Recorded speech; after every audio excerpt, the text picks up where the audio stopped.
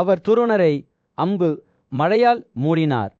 போரின் வெப்பத்தில் அவரை கண்ணுக்கு தெரியாதவராக ஆக்கினார். ஆனால் சத்திரியர்களை அரைக்கும் துரோணர் குறைத்து மதிப்பிடப்படக்கூடாது. கடுமையான கூக்குரலுடன் அவர் தனது சொந்த ஆயுத களஞ்சியத்தை கட்டவிழ்த்து விட்டார். ஒவ்வொரு தண்டும் அதன் இலக்கை தாக்கும்போது வேகமாகவும் உண்மையாகவும் பறக்கதென்ற வகையில் பாண்டவர்கள் மற்றும் அவர்களது கூட்டாளிகளின் படைகள் கௌரவர்களின் படைகளுக்கு எதிராக எதிர்கொண்டதால் பெரும் போர் மூண்டது. மன்னர் யுதிஷ்டிரர் தனது ரதத்திலிருந்து பார்த்து தனது சகோதரர்களும் நண்பர்களும் தன்னை சுற்றி வருவதைக் கண்டு மேலும் மேலும் கவலை அடைந்தார். அவர் போர்க்களத்தை ஆராய்ந்தார்.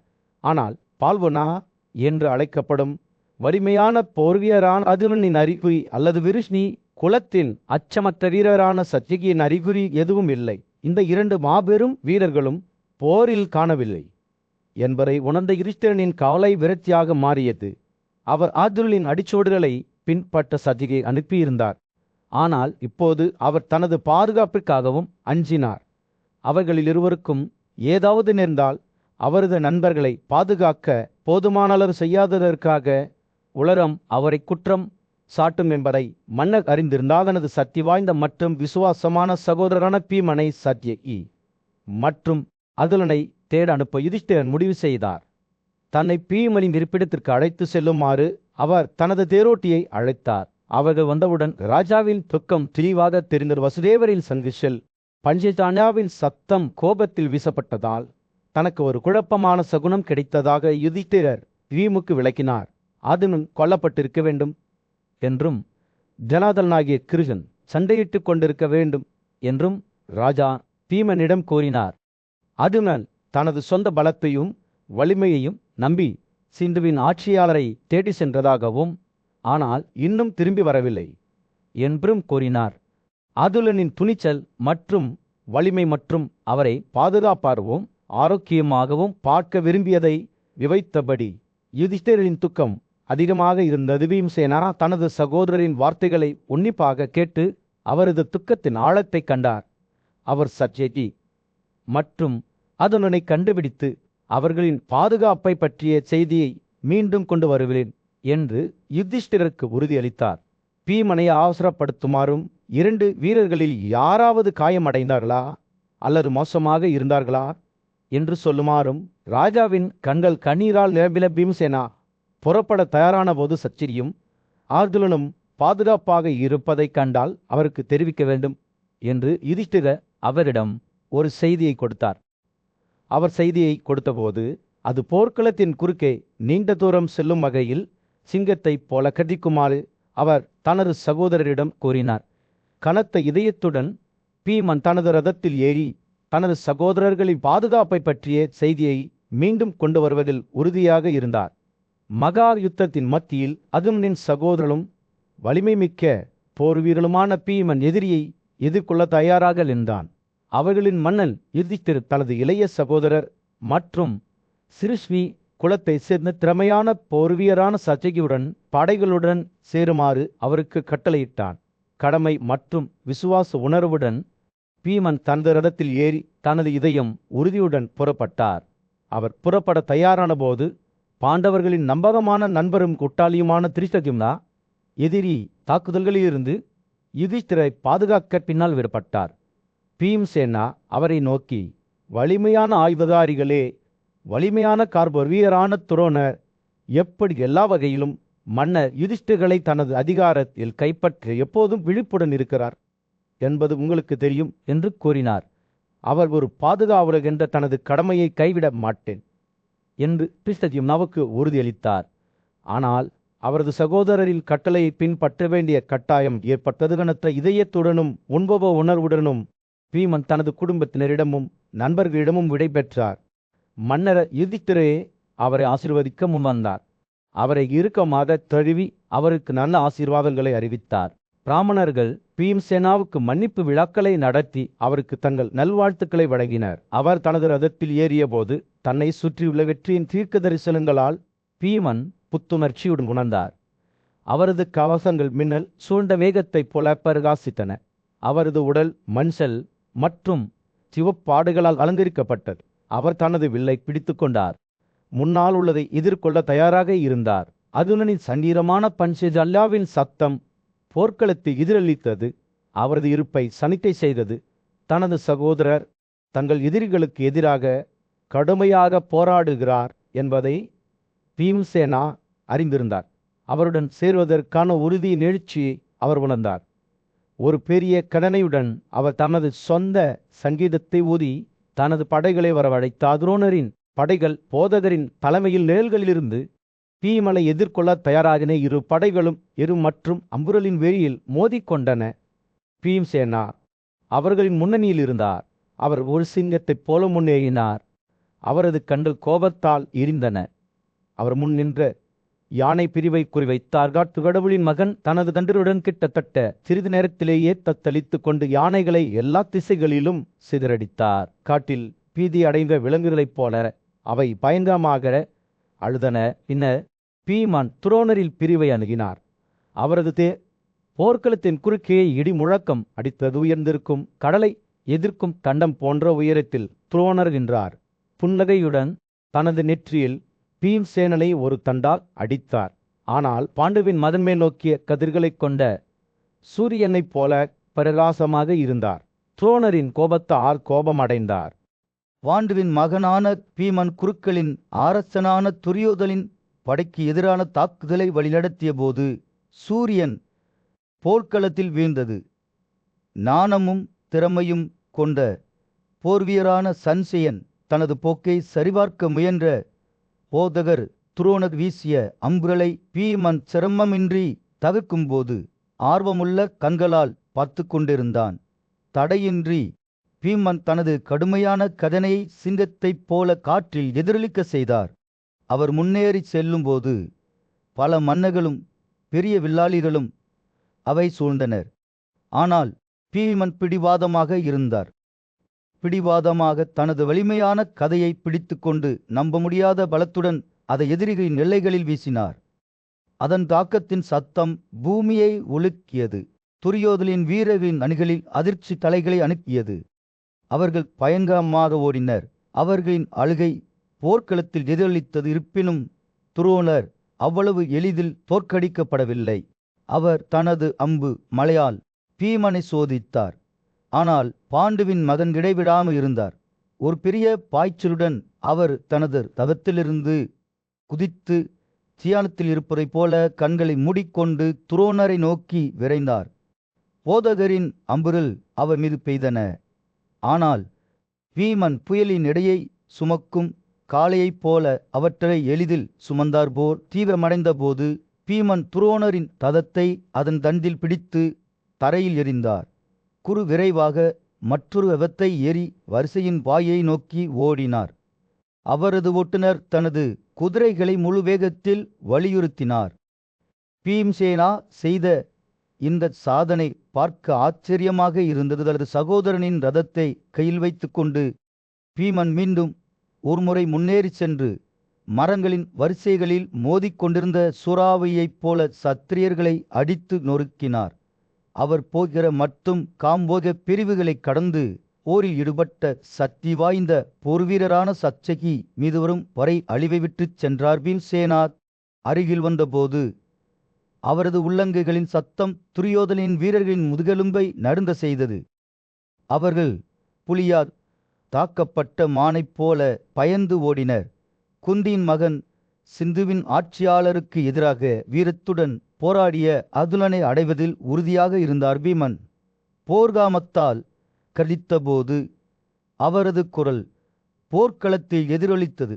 சண்டையின் மத்தியில் அர்ஜுனனும் வாசுதேவனும் அதை கேட்டனர். இரு வீரர்களும் அந்த சொந்த சக்தி வாய்ந்த கதலையுடன் பதிலளித்தனர். இரண்டு உக்கிரமான காளைகளைப் போல போருக்குச் சென்றனர். தர்மத்தின் மகன் யுதிஷ்டன் தனது சகோதரர்களின் கட்டளைகளை கேட்டு மிகுந்த மகிழ்ச்சி அடைந்தார். அவரது இதயம் நன்றியுடன் பெருகியது. போர் முடிவடைவதை பார்த்ததும் யுதிஷ்டிரர் தனது குடும்பத்தின் தலைவிதியைப் பற்றி சிந்தித்தார். நிவதரவாசர்களை தோற்கடித்து கொன்ற அர்ஜுனனை பற்றி நினைத்தார். காவிய போரின் மத்தியில் பீம்சேனாவின் இடைவிடாத கோபத்தை பார்த்த திருதராஷ்டிரரின் கவலை அதிகரித்தது. இந்த கொந்தளிப்பான பீமனை யாரால் தாங்க முடியும் என்று அவர் சஞ்சயனிடம் கெஞ்சினார். சாக்ராவா கூட அவருக்கு முன் நிற்க முடியவில்லை. அவர் தனது கதையுடன் ஆயுதம் ஏந்தியிருந்தார் மற்றும் மரண அபராதத்தை ஒத்திருந்தார். மன்னரின் பாத்தைகள் அவரது மதங்களின் வீழ்ந்த வீரர்களின் கதைகளை விவரிக்கும்போது பயத்தில் மூழ்கிய கலனுடன் பீமன் சந்தித்த கதையை சந்தேகிக்கும் விதத்தில் சஞ்சயன் தலையாட்டினான். பீம்சேனா இடி முழக்கம் போல் போர்க்களத்தில் எதிரொலித்துக் கொண்டிருந்த போது வலிமையான கணன் தனது வில்லை மிகுந்த பலத்துடன் நீட்டி முன்னேறி சென்றான். இரு வீரர்களும் மோதிக்கொண்டனர். அம்புக்கு அம்பை பரிமாறிக்கொண்ட போது அவர்களின் வில்லுகள் பாடின. அவர்களின் கால்களுக்கு அடியில் பூமி நடுங்கியது. அவர்களின் ஓரின் கொடூரத்தால் வானம் கூட இருந்தது போல் தோன்றியது. ஒருவருக்கொருவர் கேடயங்களை தாக்கும் அவர்களின் உள்ளங்கைகளின் சத்தம் போராளிகளின் கைகளில் அதிர்ச்சியை ஏற்படுத்தியது. இதனால் அவர்கள் நடுங்கினர். வலிமையான சத்திரியர்கள் பீமனின் கதனையின் சத்தத்தால் உலகம் முழுவதும் நிரம்பியிருப்பதாக கருதினர். அந்த போரில் அனைத்து வீரர்களின் வில்லுகளும் தரையில் விழுந்தன. குதிரைகளும் யானைகளும் கூட தங்கள் சிறுலி மற்றும் கழிவுகளை வெளியேற்றி விரக்தி அடைந்தன. பீமனுக்கும் கணனுக்கும் இடையிலான மோதல் அதன் உச்சக்கட்டத்தை அடைந்தபோது கணன் பீமனை 20 அம்புகளால் தாக்கி தனது தேரோட்டியை 5 அம்புகளால் துளைத்தார். ஆனால் வலிமையான பீம்சேனா வெறுமனே புன்னகைத்தார். கணனை விரைவாக 4 மற்றும் 60 அம்புகளை வேகப்படுத்தினார். அவர் கைப்பிடியில் கணனின் வில்லை வெட்டி பின்னர் அவரை 10 நேரான அம்புகளால் துளைத்தார். சூத்தாவின் மகன் மற்றொரு வில்லை எடுத்தார். ஆனால் பீமன் அவரை 3 நேரான தண்டுகளால் அடித்தார். இதனால் அவரது காயங்களிலிருந்து இரத்தம் திரவ சிவப்பு சாக்கின் நீரோட்டங்களைப் போல பாய்கிறது. ரன்னன் அந்த வலிமையான தண்டுகளால் பாதிக்கப்பட்டிருந்தாலும் நூற்றுக்கணக்கான மற்றும் ஆயிரக்கணக்கான அம்புகளை வீசத் தொடங்கினார். ஆனால் பீம்சேனா தைரியமின்றி கர்ணனின் வில்சரத்தை வெட்டி தனது தேரோட்டியை யமனின் வசிப்பிடத்திற்கு அனுப்பிய போது புன்னகைத்தார். இறுதி அடியின் மூலம் அவர் கர்ணனின் 4 குதிரைகளையும் அவர்களின் வாழ்க்கையிலிருந்து பறித்தார். போர் தணிந்தபோது கர்ணன் தனது குதிரையிலிருந்து புதித்து விருஷாசனனின் தெரு ஏறினார். கர்ணனை போரில் தோற்கடித்த பீமன் இடி முழக்கம் போல் போர்க்களத்தில் எதிரொலித்த ஒரு இடி முழக்கத்தை வெளிப்படுத்தினார். ஒளி மிகவும் காது கேளாமல் இருந்தது. அதை கேட்டு யுதிஷ்டனின் இதயம் கூட விருமிதமடைந்தது. பாண்டிய இராணுவத்தின் போராளிகள் தங்கள் சங்கிலிகளை எல்லா பக்கங்களிலிருந்தும் ஊதி பீமனின் கடனையால் ஏற்பட்ட சத்தத்துடன் மற்ற அனைத்து ஒலிகளையும் மூழ்கடித்தனர். அர்ஜுனன் காந்திவனை லிட்டி கிருஷ்ணர் பஞ்சயான்யாவை ஊதினார். ஆனால் இன்னும் பீமனின் இடி சத்தத்தின் சத்தம் அவர்கள் அனைவருக்கும் மேலே கெட்டது. கர்ணன் மற்றும் பீமன் என்ற 2 போர் வீரர்களும் ஒருவருக்கொருவர் தாக்கிக் கொண்டனர். துரியோதனின் தேர் துரோணனை நோக்கி இடி முழக்கம் வீசும்போது சூரியன் போர்க்களத்து கீழே விழுந்தது. அவரது ஒற்றை குதிரை வண்டி கிட்டத்தட்ட இயற்கைக்கு அப்பாற்பட்ட வேகத்தில் நகர்ந்தது. அகிலன், பீம்சேனா மற்றும் சச்சேதி ஆகியோர் சமீபத்தில் தங்கள் இராணுவம் சந்தித்த தோல்விகளை நிலைக்கும் போது இளவரசரின் கண்கள் கோபத்துடனும் வேட்கையுடனும் மின்னில் அவர் துரோணருக்கு முன் வந்தபோது துரியோதனின் வார்த்தைகள் ஒரு நீரோட்டம் போல பாய்ந்தன.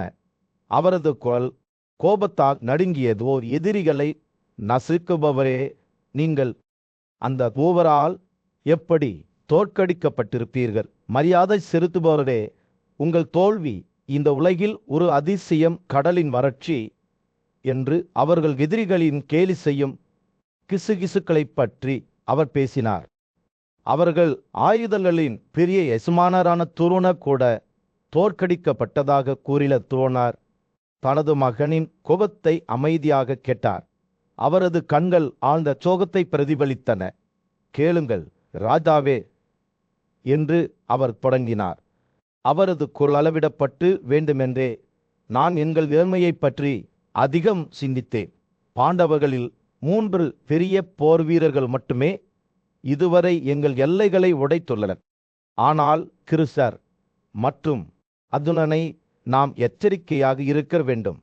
ஏனென்றால் அவர்கள்தான் நாம் எதிர்கொள்ளும் மிக பெரிய ஆபத்து. அவர் நிறுத்தி அவர்களுக்கு முன்னால் உள்ள போர்க்களத்தை ஆய்வு செய்தார். சிந்துக்களின் ஆட்சியாளரான ஜெயததனை பாதுகாப்பதே நமது முதல் கடமை. இந்த போர் விளையாட்டில் அவரே பங்கு. நாம் அவரை எந்த விலையிலும் பாதுகாக்க வேண்டும். துரியோதனின் வார்த்தைகள் ஒரு தெளிவான அழைப்பு போல இருந்தன. துரியோதனின் தீர்மானத்தை தூண்டில தனது மகனுடன் துரியோதனை ஜெயத்ரதனை பாதுகாக்க துரியோதனை அனுப்பினார். அதே நேரத்தில் அவர் பாஞ்சாலர்கள் மற்றும் பாண்டுக்களின் முன்னேற்றத்தை சரிபார்க்க பின்னால் இருப்பார். துரியோதனன் போர்க்களத்தை நோக்கி செல்லும்போது அர்ஜுனனை நோக்கி விரைந்து வந்த பஞ்சாலாவின் 2 இளவரசர்களான யுதமன்யு மற்றும் உத்தமலியர்களிடமிருந்து கடுமையான சவாலை எதிர்கொண்டார். அதைத் தொடர்ந்து நடந்த போர் தீவிரமாகவும் குழப்பமாகவும் இருந்தது. எஃகு மோதல் சத்தம் மற்றும் போர் வீரர்களின் அலகல் காற்று நிரம்பியது.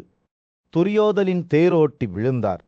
மேலும் அவரது குதிரைகள் யுதமன்யுவின் அம்புகளால் தாக்கப்பட்டன. ஆனால் துரியோதனே சரணடைய மறுத்தார். தனது காரிலிருந்து குதித்து 2 இளவரசர்களை எதிர்கொள்ள ஒரு கதையை பிடித்தார். அவர் தனது சக்தி வாய்ந்த கத்தியுடன் அவர்களின் காரை கீழே இறக்கிய போது பூமி அதிர்ந்தது. 2 பாஞ்சால இளவரசர்களும் தங்கள் வாதனத்தை கைவிட்டு கீழே குதிக்க வேண்டிய கட்டாயம் ஏற்பட்டது. துரியோதனன் வெற்றி பெற்றாலும் அடித்து நொறுக்கப்பட்ட போது அவர் விரைவாக மற்றொரு தேரில் ஏறி அர்ஜுனனை நோக்கி சென்றார். அடுத்த கட்ட போருக்கு தயாராகினார். பெரிய போர் வீரர்கள் எது மற்றும் கோபத்தின் கொந்தளிப்பில் மோதிக்கொண்டதால் முடிவு உறுதியாக இல்லை. ஆனால் ஒரு விஷயம் தெளிவாக இருந்தது. இது சாதாரண விளையாட்டு அல்ல. வெற்றி பெறவோ அல்லது இழக்கவோ பகடை அல்லது பங்குகள் இல்லை. இது போராக இருந்தது. சூரியன் குருக்கேத்திரத்தின் போர்க்களத்தின் மீது அஸ்தமித்து கூடியிருந்த போர் வீரர்கள் மீது தங்க ஒளி வீசிக் கொண்டிருந்தது. பேரோட்டியாளரும் கதை சொல்பவருமான சஞ்சயா பார்வையற்ற மன்னரான திருதராஷ்டிரரின் முன் நின்று பீமன் மற்றும் கண்ணனின் காவிய சண்டையின் கதையை நினைவு கூர்ந்தார். 2 போராளிகளும் மோதிக்கொண்ட போது அவர்களின் கார்கள் களத்தில் குறுக்கே இடிமுழக்கத்துடன் இடிமுழக்கமும் அழிவும் விட்டு சென்றன. அவர்கள் அடிக்க அடி கொடுக்கும் போது வியர்வை மற்றும் இரத்தத்தின் வாசனையால் காற்று நிரம்பியது. பாண்டுவின் வலிமையான மகனான பீம்சேனா இதற்கு முன்பு ஒரு முறை கண்ணனை போரில் தோற்கடித்ததை சஞ்சயா விவரித்தார். இருப்பினும் இங்கே அவர் மீண்டும் தனது பரம எதிரிக்கு எதிராக எதிர்கொண்ட திருதராஷ்டிரரின் ஆர்வம் அவரை கவர்ந்தது. மேலும் அவர் கதையை விரிவாக விவரிக்க சஞ்சயரிடம் கேட்டார். வீரர்களில் முதன்மையான கண்ணனுடன் பீமனால் எப்படி போரிட முடிந்தது என்று அவர் கேட்டார். அவரது குரல் கவலையுடன் இருந்தது. கண்ணன் ஒரு வலிமையான போர் வீரர். பூமியில் மிக பெரியவராக கருதப்படுகிறார். அவர் அறிவால் விரும்பப்படுகிறார். ஒவ்வொரு ஆயுதத்திலும் திறமையானவர். அத்தகைய வலிமையான எதிரிக்கு எதிராக பீமனால் எப்படி தன்னை தக்க வைத்துக் கொள்ள முடிந்தது? கண்ணன் பீம்சேனனை நோக்கி விரைந்து சென்று ஒரு மலையின் மீது மழை பெய்யும் மேகத்தைப் போல அடர்ந்த அம்புகளால் அவை மறைத்ததை விவரிக்கும் வகையில் சஞ்சயன் தனது கதையை நெசவு செய்யத் தொடங்கினார். சுதனின் மகன் புன்னகையுடன் முகம் பிரகாசித்து கொண்டு பீமனை போரிட சவால் விட்டான். அகலனுக்கு பயந்து தனது முதுரை காட்டியதற்காக அவனை பரிகாசம் செய்தான். இருப்பினும் பீம்சேனா பயமுறுத்தப்பட வேண்டிய நபராக இருக்கவில்லை. அவர் தனது காரை ஓட்டி சென்று கலனுடன் சண்டையிடத் தொடங்கினார். சுதாவின் மதன் மீது நிலையான பன்றுகளின் மேகங்களை பொழிந்தார். 2 வீரர்களும் மோதிக்கொண்டனர். அவர்களின் அம்புகள் ஒரு கொடிய நடனம் போல காற்றில் பறந்தன. கண்ணனை கொல்ல தீர்மானித்த பீமன் தனது கடுமையான தண்டுகளால் அவரை பலவீனப்படுத்தினார். இருப்பினும் கண்ணன் ஒரு சாதாரண போர்வியல் அலவசியுள்ள யானை இரையை விழுங்குவதைப் போல வீமனின் அம்புகளை விழுங்கினார். பீம்சேனா மீது அம்புக்குறிக்கு அம்பை வீசும்போது கண்ணன் ஒரு போதகளைப் போல தனது வாழ்க்கையை தொடங்கினார். அவரது அசைவுகள் விரைவாகவும் ஆபத்தானதாகவும் இருந்தன என்பதை சஞ்சயா விவரித்தால் 2 போர்வீரர்களும் எஃகு மற்றும் இரத்தத்தின் மங்களான வீச்சில் அடிகளை பரிமாறிக்கொண்டதால் போர் தீவிரமடைந்தது. பீமன் கண்ணனின் கவசத்தை 370 அம்புகளால் துளைத்தார். ஆனால் சுதாவின் மதன் பதிலடி கொடுத்து பீமனின் காரை பன்றிகளின் வலையமைப்பால் மூடினார். சண்டையை தொடர்ந்தபோது பீமனின் உடல் காயங்களின் கேன்வாஸாக மாறியது. அவர் சகிப்புத்தன்மையற்ற கொடூரத்துடன் போராடும்போது அவரது கைகால்கள் இரத்தத்தில் குளித்தன. வசந்த காலத்தில் பீம்சேனா ஒரு அசோக மரத்தைப் போல பிரகாசமாக இருந்தது. அதன் மலர்கள் அதன் பசுமையான இலைகளுக்கு இடையில் மலர்ந்தன என்பதை சன்சியா விவரித்தார். இறுதியில் தனது 52 நீளமுள்ள தண்டுகள் கண்ணனின் காசத்தை வெண்ணெய் மூலம் சூடான கத்தி போல துளைத்த பீமனை வெற்றியாளராக உருவெடுத்தார். சுட்டாவின் மகள் ஒரு வெள்ளை நிறத்தவை போல தோற்றமளித்தார். கர்தன் புறப்பட்டவுடன் தனது வெற்றி நம்பிக்கை குறைந்து போவதை துரியோதனன் பார்த்தபோது போர்க்களத்தில் சூரியன் உதித்தது. கர்தன் களத்திலிருந்து விலகி செல்வதைக் கண்ட துரியோதனன் என்ன சொன்னான் என்று சன்சேனிடம் திருதராஷ்டிரர் கேட்டார். அவரது குரல் கவலையுடன் இருந்தது. சண்டையின் நிகழ்வுகளை சன்சியா நினைவு கூர்ந்தார். மற்றொரு காரி எறிய கண்ணன் புயலால் வீசப்பட்ட பெருங்கடலில் சிற்றத்துடன் மீண்டும் பீம்சேனாவுக்கு எதிராக முன்னேறினார். ராஜாவின் மகன்கள் பீமனை ஏற்கனவே அழிந்துவிட்டதாக கருதினர். ஒரு வணக்கம் உக்கமான நெருப்பில் ஊற்றப்பட்டது போல கோபமான விஸ்திரிங்கிகள் மற்றும் பயங்கரமான உலங்கைகளின் சத்தங்களுடன் கண்ணன் பீம்சேனாவின் காரை நோக்கி அடர்த்தியால் தண்டுகளை வீசினார். கர்ணனுக்கும் பீமுக்கும் இடையிலான மோதல் கடுமையானதாக இருந்தது. 2 போர் வீரர்களும் கோபத்தால் உற்சாகமடைந்தனர். கோபத்தில் கண்கள் சிவந்தன. 2 பாம்புகளைப் போல கடுமையாக சுவாசித்தனர். அவர்கள் ஓதிக்கொண்டனர். ஒவ்வொருவரும் மற்றொன்றை கொல்ல தீர்மானித்தனர். அவர்கள் ஒருவருக்கொருவர் அடித்து நொறுக்கும்போது அவர்களின் வீரம் முழுமையாக வெளிப்பட்டது. யமனின் களத்தைப் போல பெரிய கார்போர் வீரர்கள் பயத்தால் நடுங்குவது போல் போர்க்களம் பயங்கரமாக மாறியது. தனது குழந்தை பருவத்திலிருந்து தான் அனுபவித்த அனைத்து துயரங்களையும் நினைவு கூர்ந்த பீமன் பகடை போட்டி, காட்டில் நாடு கடத்தல், விராடனின் நகரத்தில் வசிப்பது அவரது வாழ்க்கையை பற்றி அலட்சியமாக இருந்தார். அவர் கர்ணனுக்கு எதிராக விரைந்தார். அடர்த்தியான பிரகாசமான அமுரில் அடர்த்தியான மழையை கல்மீது வீசினார். சூரியனின் ஒளியை சுருக்கினார். இருப்பிலும் அதிரதரின் மகன் தனது சொந்த இறக்கைகள் கொண்ட அம்புகளால் அந்த அம்பு மழை விரைவாக குழப்பியதால் சிரித்தார். கண்ணன் 9 கூர்மையான அம்புகளால் பீமனை துளைத்தார். ஒரு யானை கொக்கினால் தாக்கியது போல விருக்கோதர் அச்சமின்றி சூத்தரி மகனுக்கு எதிராக விரைந்தார். ஆனால் கண்ணன் மிகுந்த உற்சாகத்துடனும் வலிமையுடனும் அவருக்கு எதிராக விரைந்தார். கோபமடைந்த யாழை போல ஒரு கூட்டாளிக்கு எதிராக விரைந்தார். 2 வீரர்களும் மோதிக்கொண்டனர். அவர்களின் படை ஒருவருக்கொருவர் கிளர்ச்சி அடைந்தது.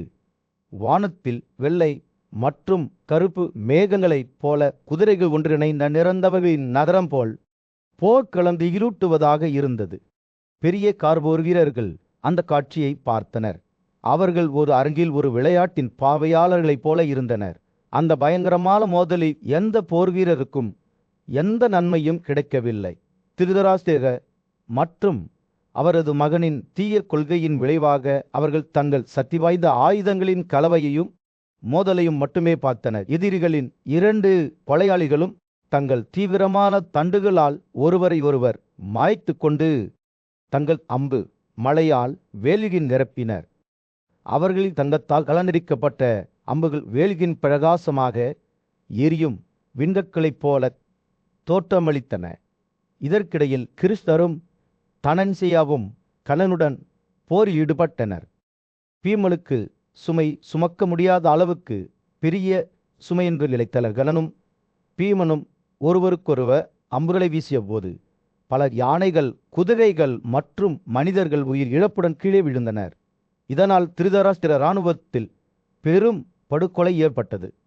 எஃகு மற்றும் வியர்வையின் வெறியில் சண்டையிடும் போர் வீரர்கள் மீது ஒரு தன பிரகாசத்தை வீசும் சூரியன் போர்க்களத்தின் மீது அஸ்தமிக்கிறான். அஸ்திலாபுரத்தில் குருட்டு மன்னர் திருதராஷ்டிரர் தனது சிம்மாசனத்தில் அமர்ந்தார். அவரது மனம் கவலையாலும் சந்தேகத்தாலும் மூழ்கியது. ராதாவின் போர் வீரன் மகன் கண்ணனை போரில் தோற்கடித்த பாண்டுவின் வலிமையான மகன் பீமனின் வீரத்தை பற்றி அவர் கேள்விப்பட்டார். திருதராஷ்டிரர் தனது தேரோட்டக்காரனை நோக்கி, பீமனும் கண்ணனும் எப்படி ஒருவருக்கொருவர் சண்டையிட்டார்கள் என்ற கதை எனக்கு சொல்லுங்கள். நான் ஆர்வத்திலும் அக்கறையிலும் மூழ்கிவிட்டேன் என்று கூவினார். நாணமும் அனுபவமும் கொண்ட சன்சியன் அந்த கதையை சொல்லத் தொடங்கினார். பீமனுக்கும் கர்ணனுக்கும் இடையிலான போர் இதற்கு முன்பு யாரும் பார்த்திராதது போல் இருந்தது. 2 வீரர்களும் சமமாக இருந்தனர். நீண்ட நேரம் மேல் கையை பெறவில்லை. அவர்கள் அடிகளை பரிமாறிக்கொண்டனர். தங்கள் அம்புகள் கொடிய பறவைகளைப் போல காற்றில் பறந்து மீண்டும் மீண்டும் தாக்கின. கோபத்துடனும் உறுதியுடனும் தூண்டப்பட்ட கர்ணன் பீமனை நோக்கி 30 தண்டுகளை சுட்டார். ஆனால் பாண்டவ போர்வீரர் திகைக்கவில்லை. பீமன் 3 கூர்மையான அம்புகளால் பதிலடி கொடுத்ததால் கர்ணனின் வில் சரம் துண்டிக்கப்பட்டது. இதனால் அவர் சிறிது நேரம் உதவியற்றவராக இருந்தார். பின்னர் ஒரு பரந்த தலை அம்புடன் அவர் கர்ணனின் தேரோட்டியை அடித்து தரையில் விழுந்தார். கோபமும் அவமானமும் அடைந்த ராதாவின் மகன் தங்க முனைகள் கொண்ட ஒரு அம்பை கைப்பற்றி அதை தனது முழு பலத்துடனும் பீமன் மீது வீசினார். ஆனால் பீமன் ஒரு சாதாரண போர்வீரன் அல்ல. அவர் 7 வேகமான அம்புகளால் காற்றில் அம்பை வெட்டினார். ஒவ்வொன்றும் யமனின் கம்பியைப் போல கல்மீது வீசப்பட்டன. கர்ணன் தடையின்றி மற்றொரு வில்லை இழுத்து மேலும் அம்புகளை வீசினார். ஆனால் பீமன் அவற்றை வெட்டினார். அவ்வாறு செய்யும்போது சிரித்தார். 2 வீரர்களும் மோதிக்கொண்டனர். அவர்களின் வில்லுகள் முள் நீளத்திற்கு இழுக்கப்பட்டன. அவர்களின் அம்பு மழை எரு மற்றும் வியர்வையின் வெறித்தனத்தில் ஒருவருக்கொருவர் எரிந்தது போர் தீவிரமடைந்த போது கர்ணனின் தேர் குதிரை மற்றும் ஒட்டுலர் இல்லாமல் விடப்பட்டது. அதில் இருந்தவர் காயம் அடைந்தார் மற்றும் உதவியற்றவராக இருந்தார். மன்னர் துரியோதனன் தனது சகோதரரின் அவலநிலையால் கோபமடைந்தார். பீமனை தாக்கி அவரை திருப்பி அனுப்ப துர்யாவுக்கு உத்தரவிட்டார். ஆனால் துர்யா வலிமையான பீமனுடன் ஒப்பிடவில்லை. அவர் இளைய போர்வீரரை எளிதில் தாக்கினார். கர்ணன் துக்கத்தில் அழுது கொண்டே துர்யாவின் உடலை சுற்றி வட்டமிட்டார். ஆனால் பீமன் இடைவிடாமல் இருந்தார். அவர் கர்ணனை அம்புகளால் மூடினார். இதனால் அவர் எண்ணற்ற ஈட்டிகளால் துளைக்கப்பட்ட சதை என்ற கூர்மையான ரதத்தைப் போல தோற்றமளித்தார்.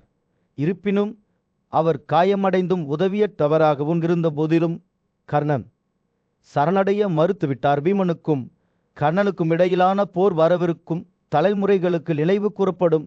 இது எது மற்றும் வியர்வையின் வெறியில் மோதிய 2 வீரர்களில் துணிச்சல் மற்றும் திறமைக்கு ஒரு சான்றாகும்.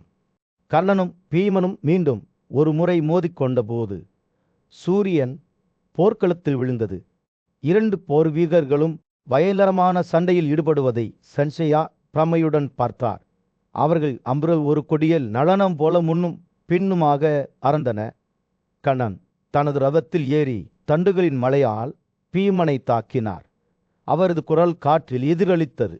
அவர் ஒரு பெரிய கரடியை வெளிப்படுத்தினார். ஆனால் பீமனை எளிதில் தோற்கடிக்க முடியவில்லை.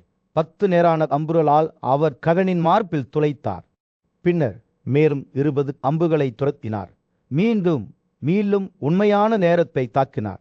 பீதாவின் மகன் கர்ணன் 9 கூர்மையான அம்புகளால் தனது மார்பின் மையத்தில் பீமனை துளைத்து பதிலடி கொடுத்தார். ஆனால் வலிமையான பீமனை குறைத்து மதிப்பிடக்கூடாது. ஒரு வலிமையான யானையை கொக்கிக் கொண்டு வழிநடத்தும் ஓட்டுநரைப் போல அல்லது ஒரு குதிரையை சவாரி செய்பவரைப் போல பீமன் கர்ணனை 360 அம்புகளால் தாக்கினார். ஒவ்வொன்றும் சுட்டாவின் மகனின் காசத்தில் ஆழமாக கடித்தன. ஆழமாக துளைத்த கர்ணன் கோபத்தில் தனது உதறுகளை நக்கிக் கொள்ளத் தொடங்கினார். அவரது கண்கள் சூடான நிலக்கரி போல எரிந்தன. போரில் அலைகளை திருப்புவதற்கான ஒரு இறுதி அவநம்பிக்கையான முயற்சியில் கர்ணன் இந்திரனின் சொந்த இடிமுழக்கத்தை கூட பீமனை நோக்கி துளைக்கும் திறன் கொண்ட ஒரு தண்டை வீசினார். ஆனால் அது மிகவும் தாமதமாகிவிட்டது. வலிமையான ஆயுதம் ஏந்திய பீமன் ஏற்கனவே இந்த தருணத்திற்கு தன்னை தயார்படுத்தி கொண்டான். கடுமையான அழுகையுடன் அவர் கர்ணனை நோக்கி தனது கழுதையை வீசினார். அவரை பூமியை உலுக்கிய ஒரு சக்தியால் தாக்கினார். சுதனின் மகன் தடுமாறினார். அவரது தேர் கைவிடப்பட்டது மற்றும் ஓட்டுநர் இல்லாமல் இருந்தது. ஆனால் அவர் இன்னும் கொடுக்க மறுத்துவிட்டார். அவர் தனது வில்லை இழுத்தார். மீண்டும் ஒரு முறை பீமனை எதிர்கொள்ள தயாராக இருந்தார். போர் தீவிரமடைந்தது. ஒவ்வொரு போர் வீரரும் உண்மையாக தாக்கினர். அவர்களின் அம்புகள் ஒரு கொடிய புயலை போல முன்னும் பின்னுமாக பறந்தன. ஆனால் சண்டை தொடர்ந்தபோது கர்ணன் சோர்வடையத் தொடங்கினார். கோபத்தால் அவரது கண்கள் சிவந்தன. அவரது மூச்சு சூடான கசப்பான மூச்சில் வந்தது. இந்த வாய்ப்பை பயன்படுத்தி வீமன் கர்ணனை 4 மற்றும் 10 நீண்ட தண்டுகளுடன் தாக்கினார். ஒவ்வொன்றும் சுட்டாவின் மகனின் காசத்திற்குள் ஆழமாக துளைத்து அவரது உயிர் இரத்தத்தை குடித்தது. கர்ணன் பதிலடி கொடுத்தார், ஆனால் அது மிகவும் தாமதமாகிவிட்டது. அவர் காயம் அடைந்தார். அவரது வலிமை குறையத் தொடங்கியது. ஒரு இறுதி அவநம்பிக்கையான அழுகையுடன் அவர் போர்க்களத்தில் இருந்து தப்பி ஓடினார். பீமன் வெற்றி பெற்றபோது அவரது கடற்படை குதிரைகளால் தாங்கப்பட்டார். அவரது வில் இன்னும் விற்கப்பட்டது. அடுத்து என்ன வந்தாலும் தயாராக இருந்தது. பாண்டவர்களின் மாபெரும் போர் வீரரான அதிராத பீம்சேனா போர்க்களத்தில் பிரகாசமாக நின்றார். அது ஒருபோதும் அணைக்க முடியாத ஒரு எரியும் நெருப்பைப் போல இருந்தது. போரில் அவரது வலிமையை ஒப்பிட முடியாதது. மேலும் அவர் போராடுவதைக் கண்ட அனைவருக்கும் அவர் கணக்கிடப்பட வேண்டிய ஒரு படை என்று தெரியும். அஸ்திலபுரத்தில் குருட்டு மன்னன் திருதராஷ்டிரன் தனது சிம்மாசனத்தில் அமர்ந்திருந்த போது சூரியன் போர்க்களத்தில் விழுந்தது. அவரது மனம் கவலையாலும் துக்கத்தாலும் மூழ்கியது. அவரது மகன் துரியோதனன் நீண்ட காலமாக பாண்டவர்களை போரில் தோற்கடிப்பதாக உறுதியளித்த சக்தி வாய்ந்த போர்வீரரான கர்ணனின் வெல்ல முடியாத தன்மையை பற்றி பெருமைப்பட்டான். ஆனால் இப்போது திருதராஷ்டிரர் தூரத்திலிருந்து பார்த்தபோது கர்ணன் தரையில் தோற்கடிக்கப்பட்ட நிலையில் அவரது கவசங்கள் சிதைந்தன. பீமனின் இடைவிடாத தாக்குதலால் அவரது தேர் அழிக்கப்பட்டது. துரியோதனின் வார்த்தைகளை நினைவு கூர்ந்த திருதராஷ்டிரரின் கண்கள் கண்ணீரால் நிரம்பின. கர்ணன் ஒரு வலிமையான வீரன், ஒரு உறுதியான வில்லன். எல்லாவற்றுக்கும் மேலாக சோர்வு.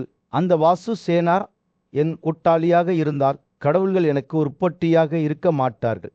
ஆனால் இப்போது கர்ணனும் பீமனுக்கு இணையாக இல்லை என்று தோன்றியது. பழைய ராஜாவின் எண்ணங்கள் பாண்டவரை தோற்கடிக்கும் திறனை பற்றி மீண்டும் மீண்டும் பெருமை பேசிய தனது சொந்த மகனான துரியோதனனை நோக்கி திரும்பின. ஆனால் கர்ணன் தோற்கடிக்கப்பட்டு கீழே படுத்து கொண்டிருப்பதை பார்த்தபோது தனது மகனின் பெருமை வெறும் வார்த்தைகள் தான் என்பதை திருதராஷ்டிரர் அறிந்திருந்தார். அவரது அச்சத்தை உறுதிப்படுத்தும் வகையில் ஞானியும் விசுவாசம் உள்ள ஆலோசகருமான சஞ்சயா அவருக்கு முன் தோன்றினார். நௌரவரே, இந்த அழிவுக்கு நீயே வேர் என்று சஞ்சயா மெதுவாக கூறினார். உங்கள் மகன்கள் இந்த கடுமையான விரோதத்தை தூண்டிவிட்டனர். இப்போது அவர்கள் விளைவுகளை அறுவடை செய்கிறார்கள்.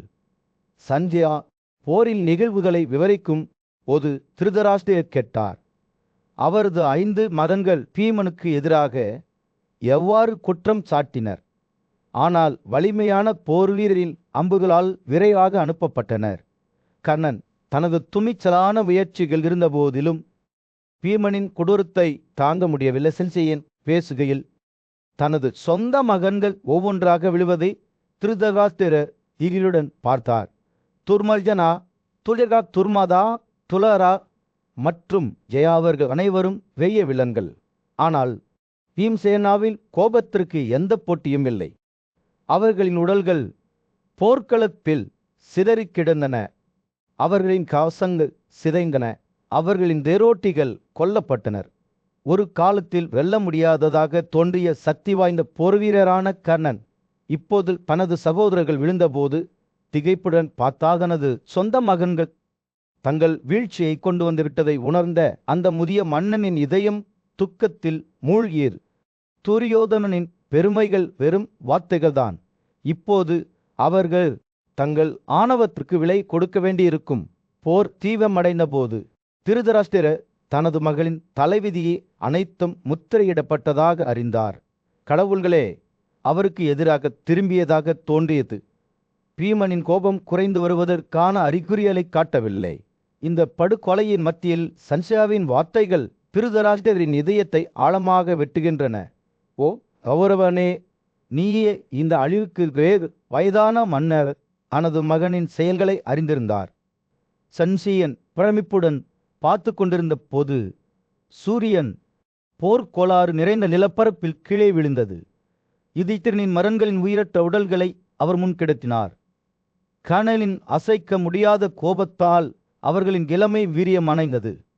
சுடலின் மகன் கொந்தளிப்பும் விரக்தியும் கலந்த கலவையான கண்களால் எரிந்து கொண்டிருந்த படுகொலைகளின் மத்தியில் நின்றான். பாதரதலின் மகனான கனன் பாண்டவர்களின் குழந்தைகளுக்கு இந்த விதி ஏற்படும் என்று ஒருபோதும் நினைத்ததில்லை. இருப்பினும் அவர்களின் உயிரற்ற வடிவங்களை பார்த்தபோது அவருக்குள் ஏதோ ஒன்று நொறுங்கியது. தனது கண்களுக்கு முன்னால் நடந்த படுகொலைக்கு பொறுப்பான குற்றவாளி என்று அவர் தன்னை கருதினார். சக்தி வாய்ந்த போர் வீரரான பீமனே கனனின் வேதனைக்கு ஊக்கியாக இருந்தார். பிந்தையவர் பீமனால் செய்யப்பட்ட கடந்த கால தவறுகளை நினைவு கூர்ந்தார். மேலும் அவரது கோபம் கொதித்தது. பழிவாங்கும் விருப்பத்தால் தூண்டப்பட்ட பீம்சேனா தன்னை அம்புக்கு நேர் அம்பால் துளைக்கத் தொடங்கினார். பீமனை நோக்கி 5 அம்புகளை வீசும்போது சுதாவின் மகன் புன்னரித்தார்.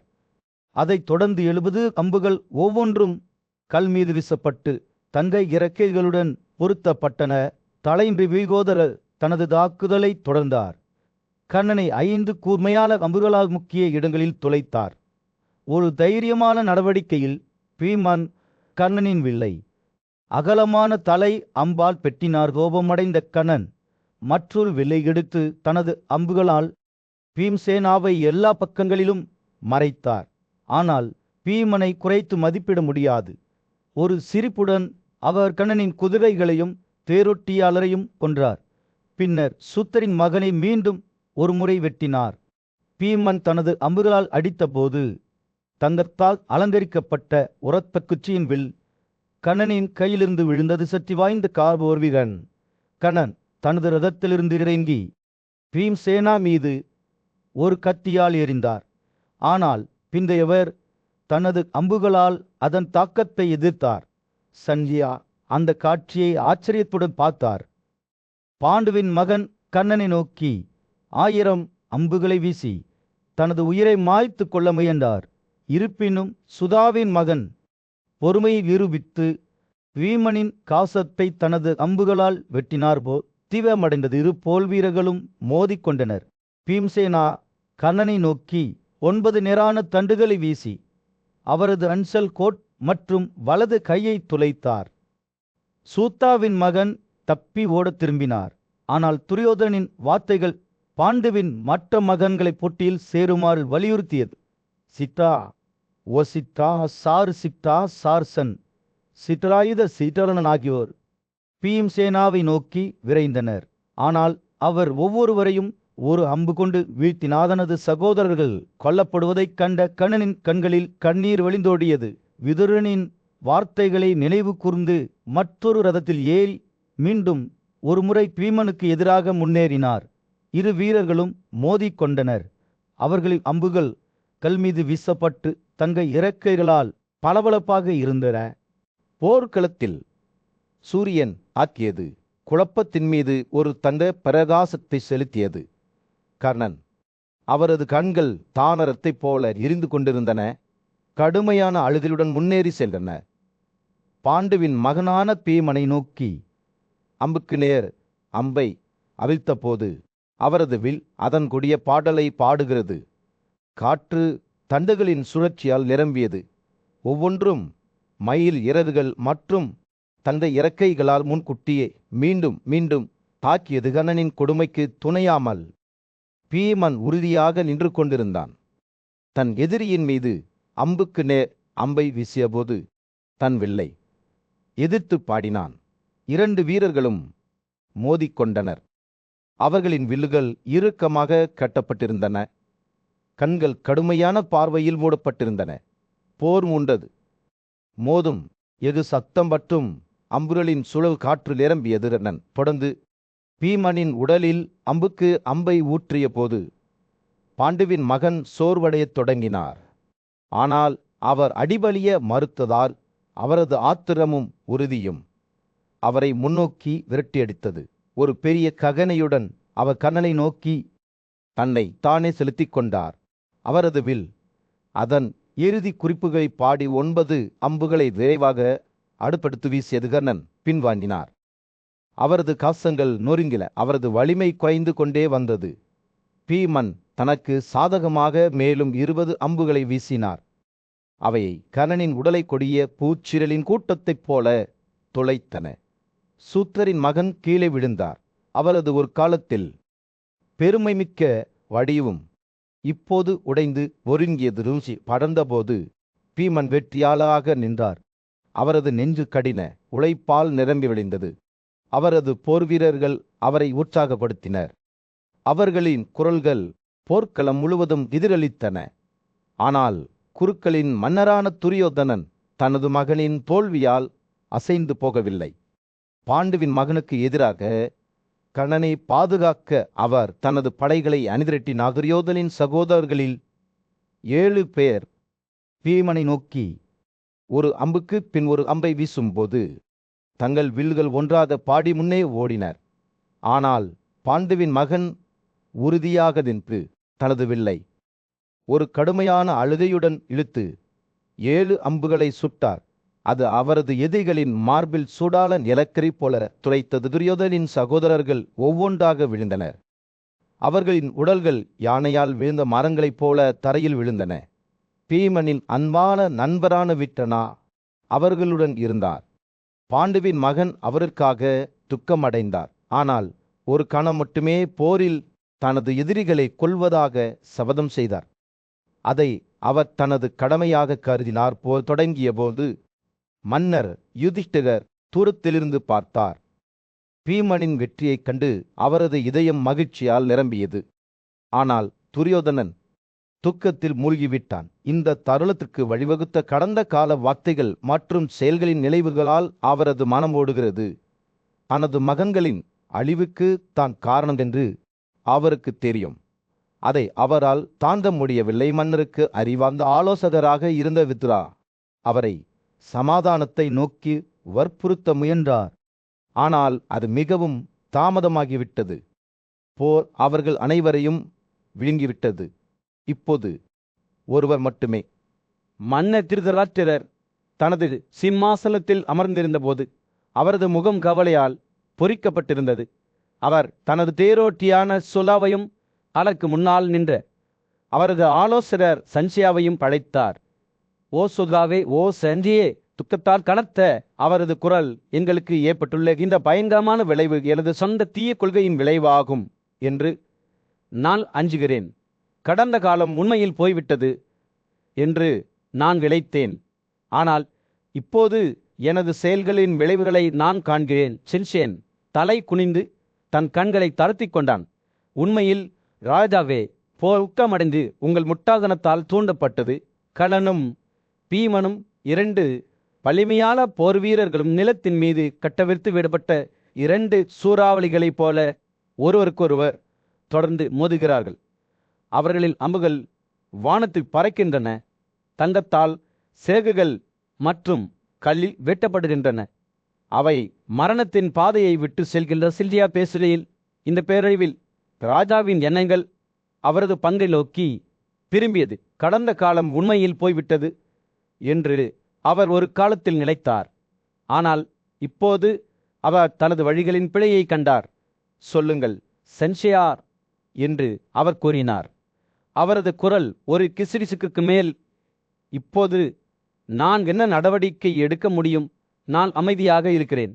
இருப்பிலும் என் இதயம் துக்கத்தால் கனமாக உள்ளது. சில்சியனின் கண்கள் வெள்ளொக்கி ஒளிரத் தொடங்கின.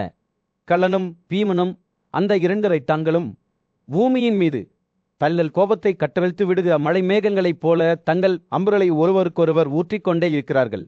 பீமனால் சுடப்பட்ட அம்புகள் அவரது பெயரால் குறிக்கப்படுகின்றன. மேலும் அவை கர்ணனின் உடலை உண்மையாக தாக்கும் கத்திகளைப் போல துளைக்கின்றன.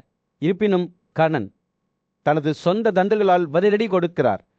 100கணக்கான மற்றும் 1000கணக்கான அம்புகளை வீமனை சுற்றி அதன் விரையை சிக்க வைக்கும் பாம்பை போல சுற்றி கொள்கிறார். சின்சியா பேசுகையில் அந்த காட்சி ராஜாவின் மனதிற்கு முன்பாக வெளிப்பட்டது.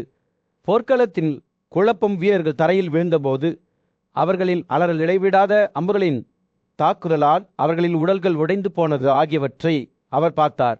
போரின் சக்தியால் அசைந்து போன அவரது கால்களுக்கு அடியில் பூமி நடுங்குவது போல் தோன்றியது. கர்ணன் மற்றும் பீமனின் கோபத்தால் சிதறடிக்கப்பட்டு அச்சத்தில் தப்பியோடிய மன்னரின் எண்ணங்கள் அவரது சொந்த இராணுவத்தை நோக்கி திரும்பின. சென்சையில் பலர் போராளிகளாக இருந்தனர். அவர்கள் இறந்தனர். அவர்களின் உடல்கள் ஒரு வலிமையான யானையின் நடைக்கு அடியில் நொறுக்கப்பட்ட நாணல் போல உடைந்தன என்று கூறினார். ராஜாவின் இதயம் அவர்களிடம் சென்றது. மேலும் இந்த துயரத்தில் தனது பங்கிற்காக அவர் துக்கத்தின் வேதனையை உணர்ந்தார். போர் தீவிரமடைந்த போது வயல் இரத்த நதியாக மாறியது. உயிரற்ற மனிதர்கள் மற்றும் மிருகங்களின் வடிவங்களுடன் பாய்கிறது. வீரர்களின் தூக்கி எறியப்பட்ட கவசங்களால் பூமி சிதறியது. அவர்களின் காதணிகள் மற்றும் கழுத்தணிகள் சூரிய ஒளியில் நட்சத்திரங்களைப் போல பிரகாசிக்கின்றன. கர்ணனும் பீமனும் எஃகு மற்றும் கோபத்தின் வெறியில் மோதிக்கொண்ட போது சூரியன் போர்க்களத்தில் கீழே விழுந்தது. 2 வீரர்களும் அடிகளை பரிமாறிக்கொண்ட போது சன்சையா மிகுந்த கவனத்துடன் பார்ப்பார். அவர்களின் வில்லுகள் ஆபத்தான துல்லியத்துடன் பாடின சூத்திரின் மரணான கர்ணன் பீமனை 3 அம்புகளால் துளைத்தார். ஆனால் வலிமையான ஆயுதம் ஏந்திய பீம்சேனா உறுதியாக நின்றார். அவரது கண்கள் கடுமையான ஒளியால் எரிந்தன. அவர் கர்ணனின் காதில் முட்கரண்டியால் தாக்கி அதை எண்ணெயால் தேய்த்து மாம்சத்திற்குள் ஆழமாக அனுப்பினார்.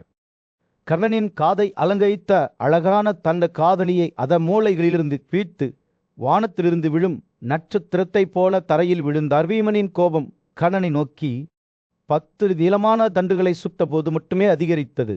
அவற்றின் நுனிகள் விஷம் மற்றும் விஷத்தால் ஒளிரும்.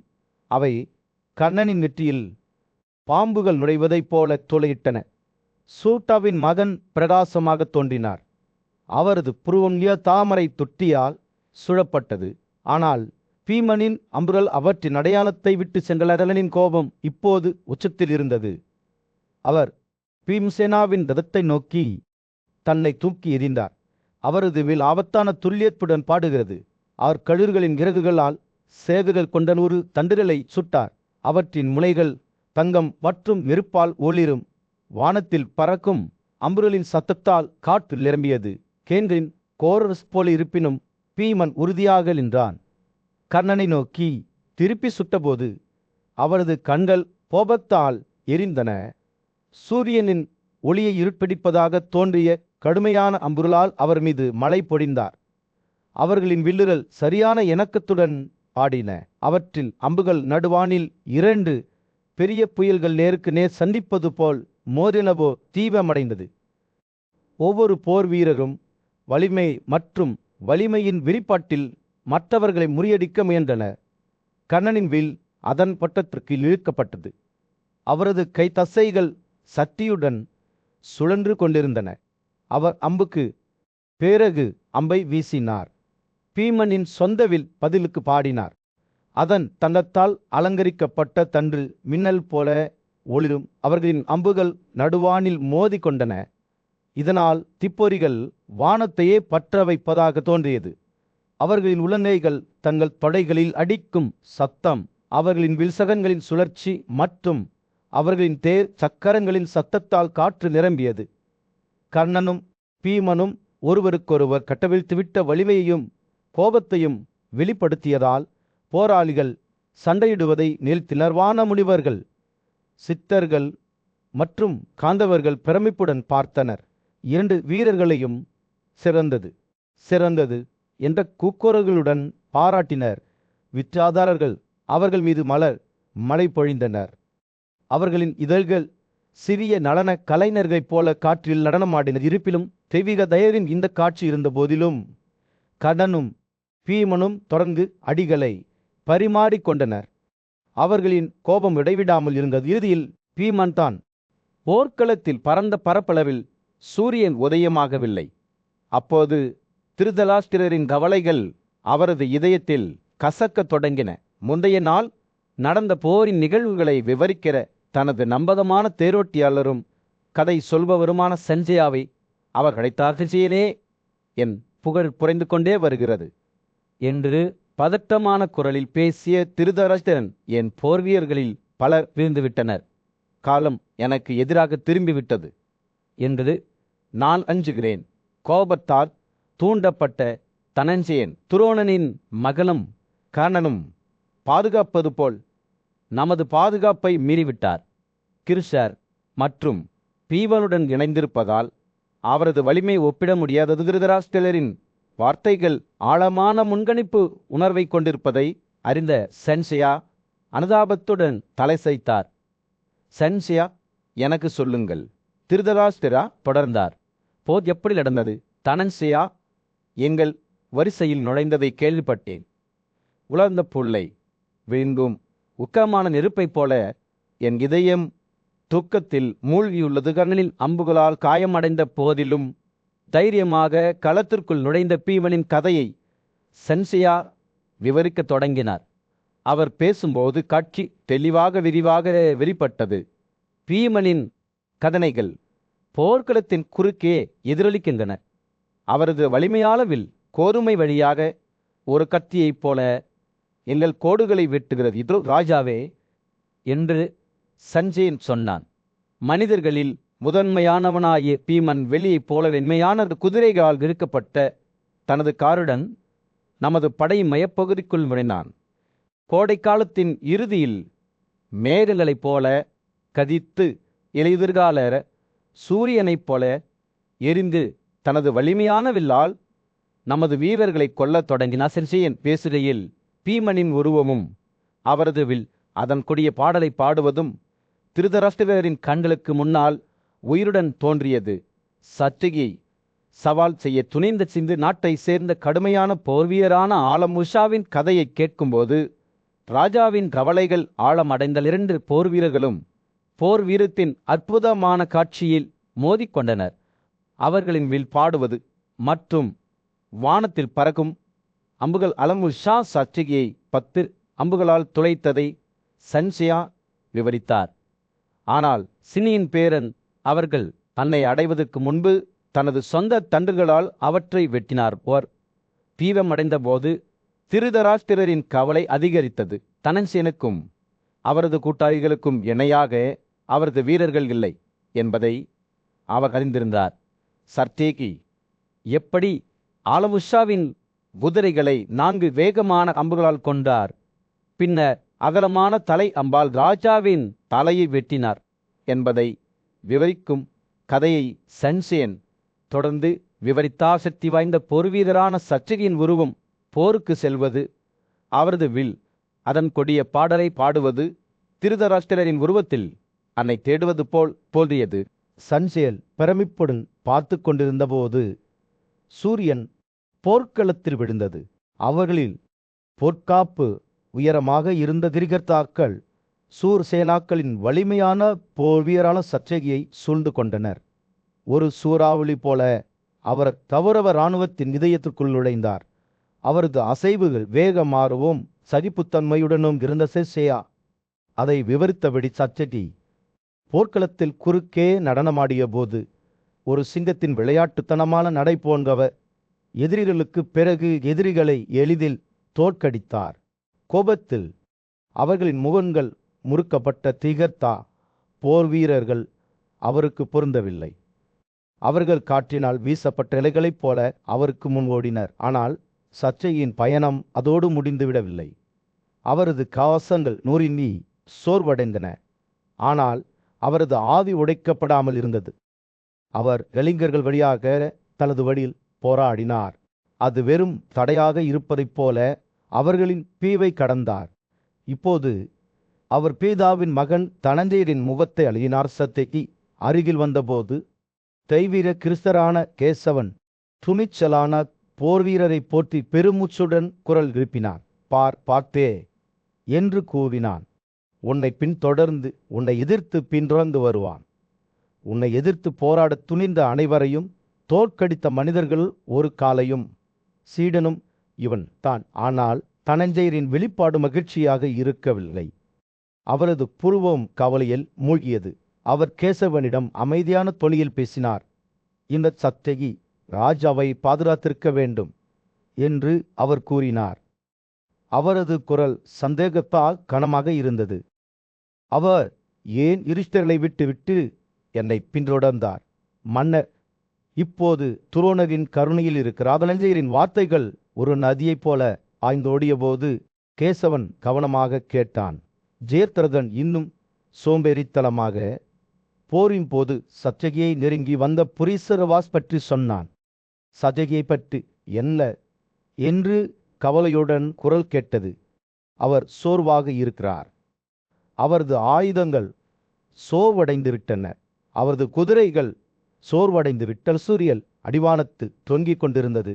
போர்க்களத்தில் குறுக்கே நீண்ட நிழல்களை வீசியது. தனஞ்சயரின் வார்த்தைகள் அவரது நண்பரும் போர் வீரருமான தலைவிதியை பற்றி சிந்திக்கும்போது நிச்சயமற்ற தன்மையுடன் இருந்தனர். சத்யகி புரிசர்களுக்கு எதிராக வெற்றி பெறுவாரா அல்லது திறமையான குருஷேத்திர போர் வீரரிடம் அடிபணிவாரா? காலம் மட்டுமே சொல்லும். குரு குலத்தை சேர்ந்த போராளியான புரீசரவாஸ் சிமியின் பேரனான சத்யகியை பார்த்து கொண்டிருந்த போது சூரியன் போர்க்களத்தில் விழுந்தது. வெல்ல முடியாத போராளி தன்னை நெருங்குவதை பார்த்தபோது அவரது கண்கள் கோபத்துடனும் பெருமையுடனும் பிரகாசித்தன. அதிசாசமாக, இன்று என் பார்வைக்குள் வந்தவர் நீங்கள்தான் என்று புரீசரவாஸ் கூறினார். அவரது குரல் இடி போன்றது. இன்று இந்த போரில் நான் நீண்டகால ஆசையை நிறைவேற்றுவேன். நீங்கள் போரிலிருந்து தப்பி ஓடவில்லை என்றால் நீங்கள் உங்கள் வாழ்க்கையுடன் என்னிடமிருந்து தப்பிக்க மாட்டீர்கள், இதுதானா என்று அழைக்கப்படும் சத்யகி புரிசவளின் வார்த்தைகளை பார்த்து சிரித்தார். அவர் பதிலளித்த போது, நான் ஒருபோதும் போரில் பயத்தால் தூண்டப்படவில்லை. உங்கள் வார்த்தைகளால் மட்டும் நீங்கள் என்னை பயமுறுத்த மாட்டீர்கள். அவர் உயரமாக நின்றார். அவரது பரந்த மார்பும் நீண்ட கைகளும் அவரது வலிமைக்கு ஒரு சான்றாகும். போரில் என்னை தராயுத பாணியாக்கக்கூடியவரே தன்னை கொள்வார். செயலற்ற பெருமை பேசுவதன் பயன் என்ன? நீங்கள் சொல்வதை செய்யுங்கள். உங்கள் வார்த்தைகளை எதிர்கால மேகங்களைப் போல பலனளிக்காத இரண்டு வீரர்களும் ஒவ்வொருவரும் தங்கள் திறமையை நிரூபிக்க ஆர்வமாறு இருந்தனர். ஒருவருக்கொருவர் கடுமையான அழுகையுடன் தாக்கிக் கொண்டனர். அவர்கள் ஒருவருக்கொருவர் அம்புகளின் நீரோட்டத்தை கட்டவிழ்த்து விடும்போது அவர்களின் வில்லுகள் பாடின. 2 புலிகள் தங்கள் நகங்களுடனும் அல்லது 2 யானைகள் தங்கள் தந்தங்களுடனும் சண்டையிடுவதைப் போல தண்டுகள் மற்றும் காற்றுகளின் சத்தங்களால் காற்று நிரம்பியது. அவர்கள் ஒருவருக்கொருவர் கைகால்களை நொறுக்கினர். மேலும் அவர்களின் காயங்களிலிருந்து ரத்தம் வழிந்தது போர் தீவிரமைந்த போது 2 வீரர்களும் ஒரு மல்யுத்த போட்டியில் ஈடுபட்டனர்.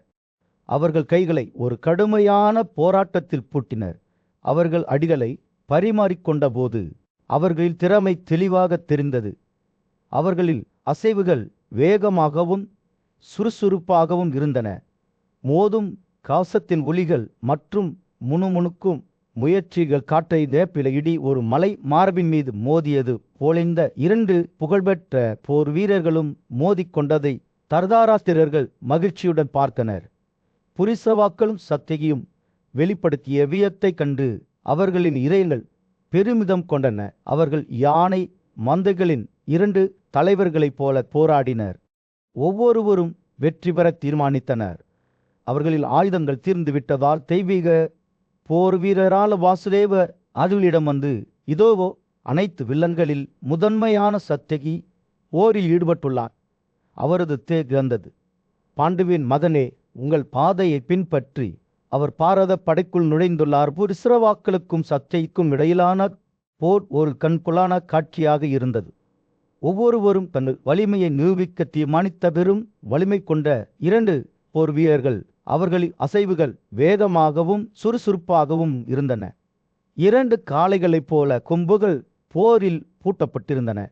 அவர்கள் ஒருவருக்கொருவர் கைகளால் பிணைக்கப்பட்டனர். ஒருவருக்கொருவர் தலைகளை அடித்தனர், கால்களை இமைத்தனர், கைகளில் அறைந்தனர், நகங்களால் ஒருவருக்கொருவர் உரிழ்ச்சினர், ஒருவருக்கொருவர் இறுக்கமாக பிடித்து கொண்டனர். கால்களை ஒருவருக்கொருவர் இடுப்பை சுற்றி கட்டி தரையில் உருட்டி முன்னேறி பின்வாங்கி குதித்தனர். போர்க்களத்தில் சூரியன் தாக்கியது. எஃகு மீது எஃகு மோதலின் மீது ஒரு தந்த பிரகாசத்தை செலுத்தியது. போர் வெடித்தது. அதன் கோபம் இடைவிடாதது. இந்த குழப்பத்தின் மத்தியில் உண்மையின் ஒரு கணம் வெளிப்பட்டது. அதுனனின் காணப்படாத வாளால் அவரது உடலிலிருந்து துண்டிக்கப்பட்ட புரிஸ்ரவாவின் கை தரையில் விழுந்ததை சன்சியன் துக்கத்துடன் பார்த்தார்.